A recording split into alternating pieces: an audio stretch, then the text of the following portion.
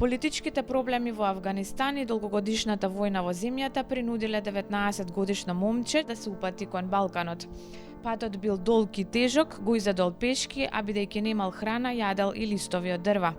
Вели дека во останатите земји низ кои поминувал се чувствувал безвреден, а својот мир го наоѓа токму во земјава.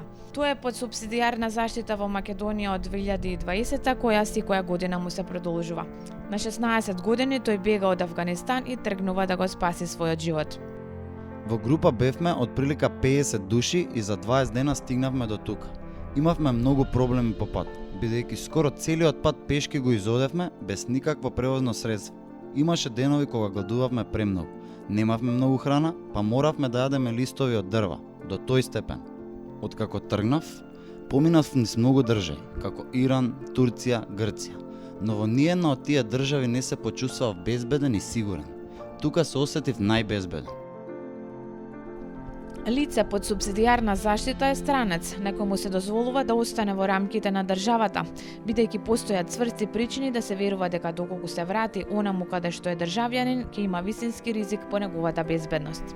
Во случајов ризик за ова момче имало и во Авганистан, но и низ целиот пат што го поминал. Во тие држави не ги ценат бегалците. Многу се безвредни. Нема храна, нема место за спиење.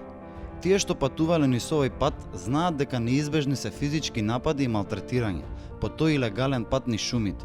Јас, иако бев малолетен тогаш, имав 16 години, ме држаа како заложник. Имаше и навредување, физички напади. Особено имаше конфликти од пакистанците. Ова момче е едно од ретките кои бара азил во земјава. Најчесто бегалците ја користат оваа рута само за да стигнат до некоја од земјите членки на Европската унија. Во нашата земја постапката за азил е многу макотрпна за барателите на азил, затоа што таа пред се многу долго трае. Во текот на постапката отежнувачки фактор е тоа што иако постои законска можност за барателите на азил да работат, тие во реалноста се оневозможени од ова право, затоа што не им се доделува матичен број, не може да влезат во системот на Агенцијата за вработување и не може да отворат банкарска сметка. Со сличен став е и хуманитарката Ленча Здравкин, која секојдневно неуморно помага на голем број бегалци да стигнат до саканата дестинација. Мислам дека не е многу голема бројката на баратели на азил во нашата земја. И тие што побарале азил, тоа е од некои си оправдани причини, дали здравствени или слични некои такви објаснувања. Често се соочуваат овие луѓе со проблеми во нашата земја само околу она што не можат институционално да ги решат своите проблеми, не можат да посетуваат лекар, не можат да имаат сметка во банка и така некои работи. Сепак, случајот со ова момче не бил таков. Процедурите за добивање субсидијарна заштита течеле побрзо. Тој е во земјата веќе 3 години и живее самостојно. Живее во Скопје, а работел преку Црвен крст во кампот за бегалци во Табановце. Додека ми дадат одговор на моето барање, поминаа 2 недели, бидејќи мојот случај беше таков што требаше да го добијам побрзо поради мојот физички проблем. Пред тоа бев во Гевгелија, па ми беше тешко, не го знаев јазикот. Сега го знам и јазикот малку повеќе. Поред податоците на Министерството за внатрешни работи, во моментов на територијата на Македонија се згрижени 9 лица со статус на признаен бегалец, сите од Косово.